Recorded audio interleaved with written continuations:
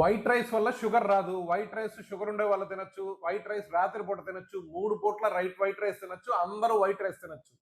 కొన్ని వేల సంవత్సరాల నుంచి రైస్ తింటున్నారు. వందల సంవత్సరాల నుంచి వైట్ రైస్ తింటున్నారు. ఒక 30, 40 సంవత్సరాల నుంచి ఈ షుగర్ వస్తుంది జనాలకి ఎక్కువగా. అంతకుముందు ఏం లేదు. వైట్ రైస్ విలన్ కాదు. సోషల్ మీడియా ఓపెన్ చేస్తే వైట్ రైస్ అంటే విషయం, వైట్ రైస్ అంటే చక్కెర, వైట్ రైస్ అంటే గ్లూకోజు, వైట్ రైస్ వల్ల షుగర్ వస్తుంది. వైట్ రైస్ కంటే బ్రౌన్ రైస్ చాలా చాలా మంచిది. రకరకాలుగా చెప్తారు.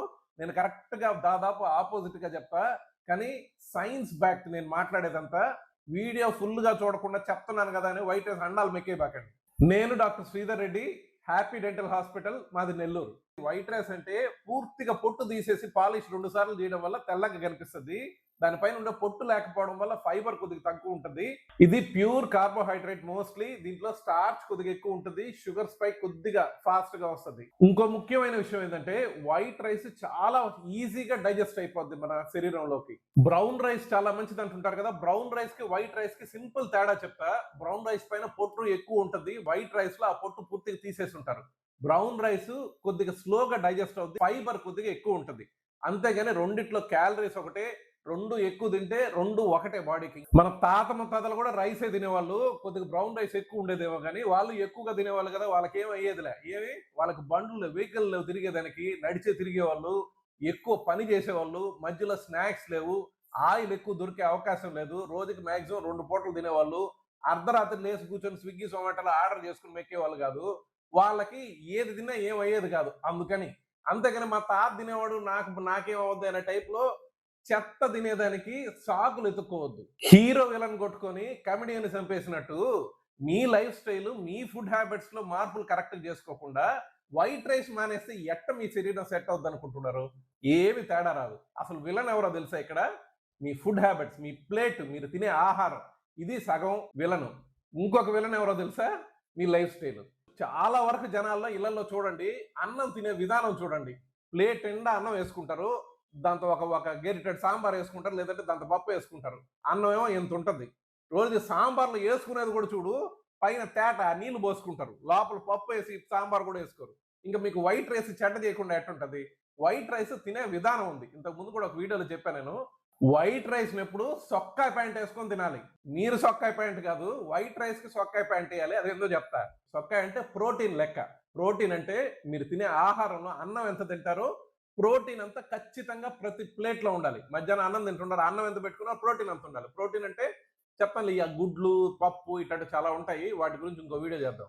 తర్వాత ఇవి 2 తీసుకున్నారు కదా, ఇవి 2 ఎంత తింటున్నారో అంత క్వాంటిటీ తాలింపు కానీ ఫ్రూట్స్ కూడా కొద్దిగా యాడ్ చేసుకోండి కావాలంటే. సో సలాడ్ సగం ప్లేట్ ఉండాలి.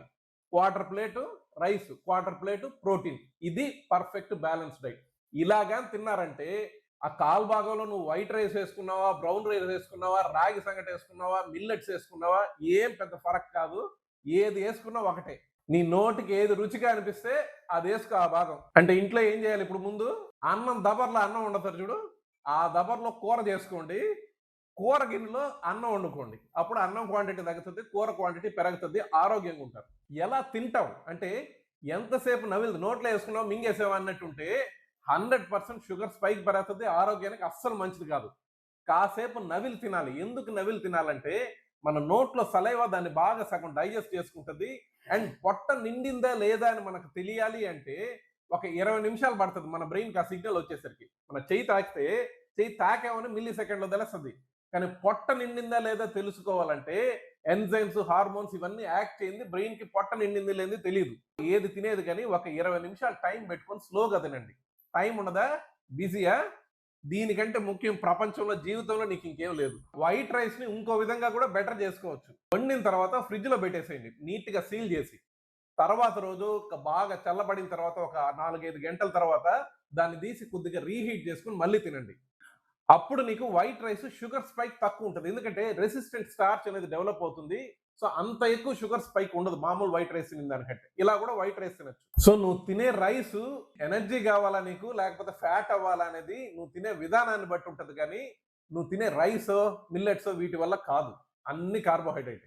ఈ క్వాంటిటీ, వైట్ రైస్ క్వాంటిటీ ఇంకా ఎక్కువ జాగ్రత్త తీసుకోవాల్సిన వాళ్ళు ఎవరో తెలుసా? డయాబెటీస్, ప్రీ డయాబెటీస్, పీసీఓఎస్ ఇట్లా ప్రాబ్లమ్స్ ఉండే వాళ్ళు, వెయిట్ తగ్గాలంటే వీళ్ళందరూ రైస్ క్వాంటిటీ నేను చెప్పినట్టు బాగా తగ్గించుకొని ఎక్కువ వెజిటబుల్స్ ప్రోటీన్ యాడ్ చేసుకుంటే వైట్ రైస్ అస్సలు విషయం కాదు, ప్రతి పూట తినచ్చు. ఈ మధ్య కాలంలో పళ్ళు పుచ్చులు ఎక్కువ అయిపోయినాయి, చిగుర్ల వ్యాధులు, పళ్ళు జూమ్ అనే సమస్య, ఇవన్నీ కూడా వైట్ రైస్ వల్ల అనుకుంటారేమో. అది ఎందుకంటే కార్బోహైడ్రేట్, షుగర్ అని చెప్పి. అట్ట కాదు, మీరు తినే విధానం. అంటే రోజుకి 2 సార్లు 3 సార్లు తింటారు కానీ 10 సార్లు 15 సార్లు రోజంతా మనం మిషన్ ఆడించినట్టు నోరు ఆడుతా ఉన్నింది అనుకో, అసలు నోట్లో సలైవాకి అసలు పళ్ళని కాపాడే అవకాశం ఎక్కడ ఇస్తున్నారు మీరు? ఏది నోట్లో లేదనుకో, ఒక కాఫీ టీ వేసి పోసుకుంటుంటారు గొంతులో. అట్ట వేసుకుంటుంటే నోట్లో సలైవాకి టైం లేదు మీ పళ్ళని కాపాడేదానికి.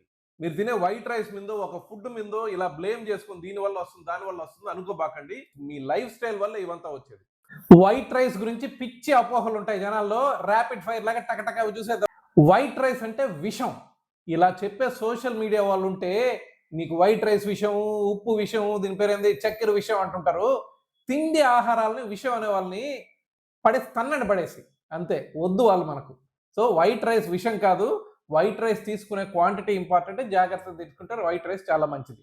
వైట్ రైస్ వల్ల షుగర్ వస్తుంది, వైట్ రైస్ వల్ల డయాబెటీస్ ఎందుకు వస్తుంది? వైట్ రైస్ సరే కార్బోహైడ్రేట్ అనేది మాత్రం ఇష్టం వచ్చినట్టు వేసుకొని తింటే టైప్ 2 డయాబెటీస్ 24 గంటలు రోజంతా తింటా ఉంటే వచ్చే అవకాశం ఉంది. ఏది తిన్నా కూడా వస్తుంది, వైట్ రైసే కాదు. సో వైట్ రైస్ ను విలన్ చేయొద్దు. బ్రౌన్ రైస్ చాలా మంచిది, వైట్ రైస్ చెడ్డది అని చెప్తారు. బ్రౌన్ రైస్ చాలా మందికి అంత బాగా అరగను కూడా అరగదు కొందరికి. అంటే అందరికి బ్రౌన్ రైస్ ఖచ్చితంగా ఫైబర్ ఎక్కువ ఉంటుంది, కొద్దిగా మంచిది వైట్ రైస్ కంటే. అంత మాత్రాన అదేదో అద్భుతం, ఇదేదో చెత్త అని మాత్రం కాదు. వైట్ రైస్ తింటే లావ్ అయిపోతారు, ఇది ఒక పిచ్చి అపోహ. ఎందుకంటే మీరు మిగతా క్వాంటిటీ ఏం తింటున్నారు, మిగతా ఫుడ్ ఐటమ్ ఏం తింటున్నారు, వైట్ రైస్ ఎంత తింటున్నారు, ఇవి ఇంపార్టెంట్. అంతేగాని మీ లైఫ్ స్టైల్ ఇవన్నీ ఇంపార్టెంట్. కానీ వైట్ రైస్ వల్ల లావ్ ఎక్కడెక్కడ. నైట్ టైం పడుకునే ముందు రైస్ తింటే లావ్ అయిపోతారు, వైట్ రైస్ తింటే లావ్ అయిపోతారు. నైట్ టైమే కాదమ్మా, నువ్వు పొద్దున తిన్నా, మధ్యాహ్నం తిన్నా, రాత్రి తిన్నా, నువ్వు ఎంత తింటున్నావు, ఎలా తింటున్నావు అనేది ఇంపార్టెంట్, టైంతో సంబంధం లేదు. రైస్ తింటే లేజీగా తయారవుతారు, ఇది ఇంకో అపోహ. ఏది తిన్నామో పడుకున్నా తెల్లారిందని జీవితం గడిపేసే వాళ్ళు ఎప్పుడు లేజీగానే ఉంటారు. మీరు తినే రైస్ వల్ల కాదు. రైస్ అడిక్షన్ క్రియేట్ చేస్తుంది. అడిక్షన్ క్రియేట్ చేసేది మనం తినే మిగతా జంక్ ఎక్కువగా. వైట్ రైస్ మనం ఎంత తింటున్నాం అనే దాన్ని బట్టే ఉంటది, ఎంతసేపు చూసి. చిన్న పిల్లలకి వైట్ రైస్ చాలా ప్రమాదకరం అంటారు. చిన్న పిల్లలకి తమరు పెట్టే జంక్ ఫుడ్ ప్రమాదకరం, వైట్ రైస్ కాదు. సులభంగా జీర్ణం అవుతుంది వైట్ రైస్, వాళ్ళకుండే ఎనర్జీ లెవెల్స్ కి వైట్ రైస్ ఏం చేయదు. పెద్దవాళ్ళకి, వయసు అయిన వాళ్ళకి, వీళ్ళకి కూడా ఇదే ఇంపార్టెంట్. వైట్ రైస్ ఈజీగా డైజెస్ట్ అవుద్ది వాళ్ళకి. మీరు దాంతో పాటు ఏం పెడుతున్నారు అనేది ఇంపార్టెంట్, వైట్ రైస్ ఒకటే కాదు. వైట్ రైస్ వల్ల అసిడిటీ వస్తుంది, రైస్ వల్ల అసిడిటీ రాదమ్మా. అసిడిటీ వచ్చేది మీరు తినే ఆయిల్స్, మనం తినే స్పైసీ ఫుడ్, స్ట్రెస్, వీటి వల్ల అసిడిటీ వస్తుంది కానీ రైస్ వల్ల రాదు. రైస్ వల్ల ప్రోటీన్ అబ్జార్ప్షన్ తగ్గిపోద్ది అంటారు. ప్రోటీన్ అబ్జార్ప్షన్ రైస్ వల్ల తగ్గదు, ప్రోటీన్ రైస్ అబ్జార్ప్షన్ ని స్లో చేస్తుంది, మంచిది. అందుకనే రైస్ తో ప్రోటీన్ ఉండాలి, ఫైబర్ ఉండాలి. రోజు మిల్లెట్స్ తినండి, రైస్ తినబాకండి అని చెప్పే వాళ్ళు ఉంటారు. అస్సలు అవసరం లేదు. జస్ట్ ఇమాజిన్ చేసుకోండి, మనం పుట్టినప్పటి నుంచి రైస్ తింటున్నాం. ఒక్కసారితో మన ఆహారపు అలవాట్లు ఎట్లా మార్చుకుంటాము? రొటేషన్ పద్ధతులు నీకు అంతగా కానీ పర్టికులర్ అయితే 1 రోజు 2 రోజులు 3 రోజులు కూడా తిని మిల్లెట్స్, రోజు రైస్ మానేసి ఎట్లుంటావు, జీవితం అంతా ఉండగలవా? ఆలోచించుకో ఒకసారి. రైస్ కన్నా చపాతీ మంచిది, ఇది ఒక పిచ్చి ఇంకో జనాల్లో ఉండేది. రైసు, చపాతీ, తర్వాత నీకు రాగి సంగటి, మిల్లెట్స్, ఇవన్నీ ఏమంటే ఇవి మెయిన్ ఫుడ్ గా అనుకోవద్దు, అవి బేస్ అనుకుని చుట్టూరు వేసుకునే ప్రోటీన్ ఫైబర్ ని మెయిన్ ఫుడ్ అనుకోండి. అలా అనుకున్నప్పుడు మీరు ఏది తిన్నా ఏం కాదు. వైట్ రైస్ వల్ల షుగర్ స్పైక్ ఫాస్ట్ గా అవుతుంది, ఇది ఇంకో అపోహ. ఖచ్చితంగా అవుద్ది. ఎప్పుడో తెలుసా? కోడిని కట్టుకుని ఉత్తన్నం తినేస్తాడు చూడు, మన కోడిని కట్టుకుని ఉత్తన్నం తినేస్తాడు చూడు కోటా శ్రీనివాసరావు, ఆ విధంగా తింటే, ఉత్తన్నం తింటేనే ప్రాబ్లం వస్తుంది. అన్నంలో ఫుల్గా నేను చెప్పినట్టు ప్రోటీన్ ఫైబర్ బ్యాలెన్స్డ్ మీల్ గా చేసుకుంటే ఏమి కాదు. ఇంకా వైట్ రైస్ గురించి ఎవరైనా మాట్లాడితే వాళ్ళ మొహాన్ని వీడియో పారండి, పండగ చేసుకుని వైట్ రైస్ తినండి. సో మీ ఫ్రెండ్స్ ఎవరైనా వైట్ రైస్ ఇష్టం ఉండే వాళ్ళు ఉంటే వాళ్ళకి వీడియో షేర్ చేయండి, మీరు తింటుంటే కామెంట్ చేయండి.